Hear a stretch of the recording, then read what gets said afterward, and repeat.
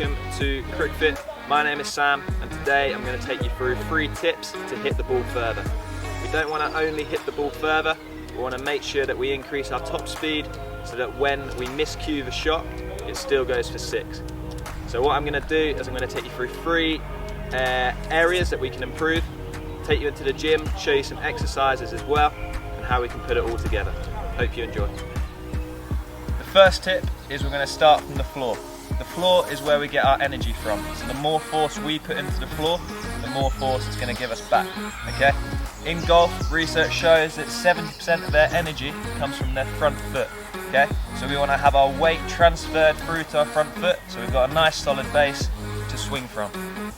If we're on our back foot and we're trying to swing from our hip here, then we're losing energy.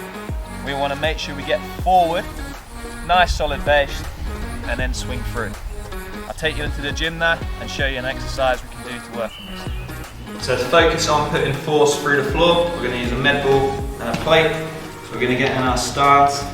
All this plate is for is to have the mental cue to press down into it. Okay, so we're going to push down as hard as we can, hands nice and high with the ball, and then when we're ready, pushing down through the floor, we're going to slam down into the floor, rotate our hips, we can go again.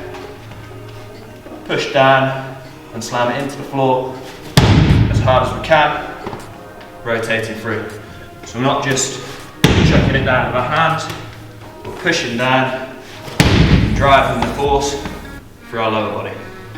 So once we've got our solid base to hit from, the next thing we want to do is we want to get this back hip through the ball, but we want to create something called hip-shoulder separation. So if our weight was on our back foot, then we're just going to lose our shape, fall over backwards, and then we're not in a powerful position. So what we want to do is we want to make sure that our shoulder stays engaged and our hip leads the movement. So we want to create hip-shoulder separation. This is called the X factor as well, because if we imagine our hips are on one line and our shoulders are on another. Okay? So if we turn our shoulders into the shot and our hips are still pointing towards mid-wicket, if I bring that down, we've created an X in there. This angle is known as the X factor angle.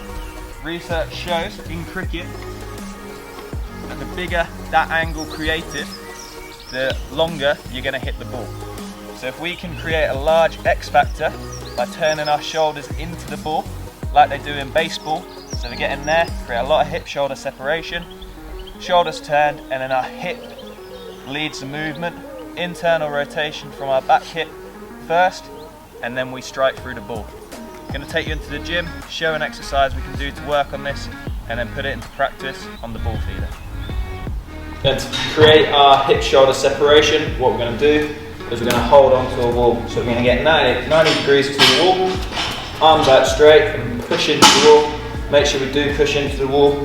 Then we're going to have our nice even stance again, pushing into the wall, and then we're going to rotate our hips through, keeping our shoulders square. So all that movement is coming from our hips, driving through. When we drive through, we don't want to think about almost leaning forward. We want to, if we're rotating our pelvis, we want to drop our back knee in and bring our front knee in and bring our back hip through. So we finish with a triangle position in there, in that position. So we've driven through with our hips, holding onto the wall, arms straight, driving through. You can attach a band onto your back hip if you want, and as you get more comfortable, do it more explosively, driving through, pivoting around your back toe. So the final thing we're going to focus on is right at the end of the kinetic chain. So we're focusing on our wrists. So we've put energy through the floor, it's then travelled up to our hips, we've rotated efficiently, we've got a nice stable core so we don't lose any by extending or rotating in our core.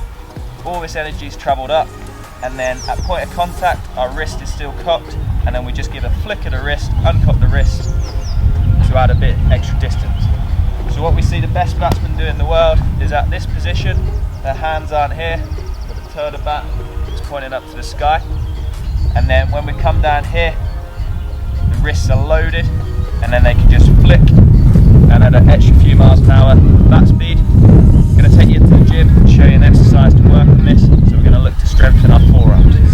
So what we're going to do, we've seen bicep curls with our palms facing out, so we're going to do it with our palms facing in. So this biases our forearm a lot more and puts less stress on the bicep and makes our whole arm work. So you can use a barbell if you want to start on dumbbells, and you can do that as well if you feel confident and strong enough. Arms straight down, palms facing in, keep your elbows still, and then bring the barbell up and control it down, in there, making sure that when we're doing it, that we're not cocking our wrist in there, we're keeping our wrists straight, so then we're working our forearm. If we're there, then my forearm isn't engaged, and you're just going to put stress on your wrist to make sure your wrists are straight. And there, you don't want to see any rocking. Keep your core nice and tight, body still. Control it up and down. Thank you for watching. I hope you've enjoyed it. Please like, subscribe and share with your friends, and I'll see you in the next video.